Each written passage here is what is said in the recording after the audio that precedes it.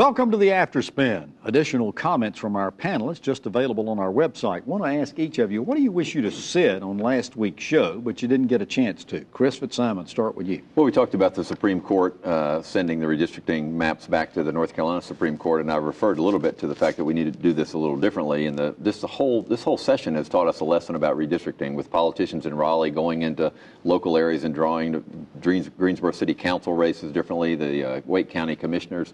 There ought to be a rule that politicians don't draw political districts, and that we let those on the state and local level up to independent, whether it's a redistricting commission, whether it's a staff person that is approved by the legislature.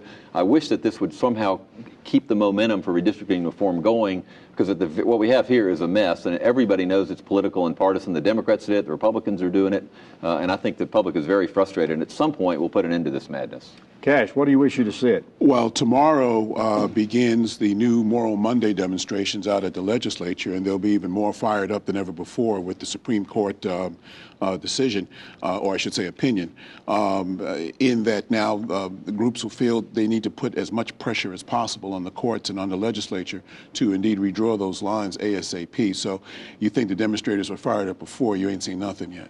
Fired up and ready to go? Yes, sir. All right. Bob, what do you wish you'd have said but you didn't?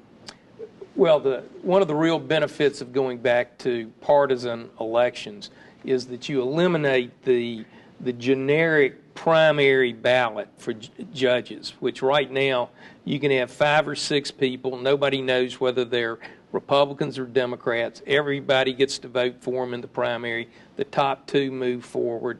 It is a recipe for disaster ultimately, because it's a name game. And if you go back to the party affiliation, then each party will have a certain responsibility to advance a quality candidate. John, what do you wish you'd have said?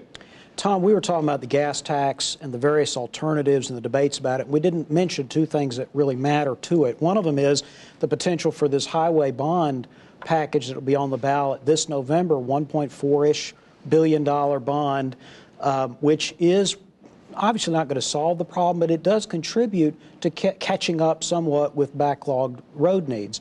The second point is there seems to be too much focus on how much more money can we spend on roads. We do need to spend more money on roads. We need to spend our existing dollars more wisely. The strategic mobility formula that the governor put in, the legislature put in 2013, is definitely a good place to start, but it might need to be tweaked over time. But if we can only afford $300 or $400 million a year without raising taxes, that's still a lot of money. And I think they should aim for the consensus position and not go for the billion and alienate lots of people who are simply, they're not going to make living in North Carolina and driving in North Carolina that much more expensive. Well, thanks for watching the After Spin. We'll have more video all during the week on ncspin.com.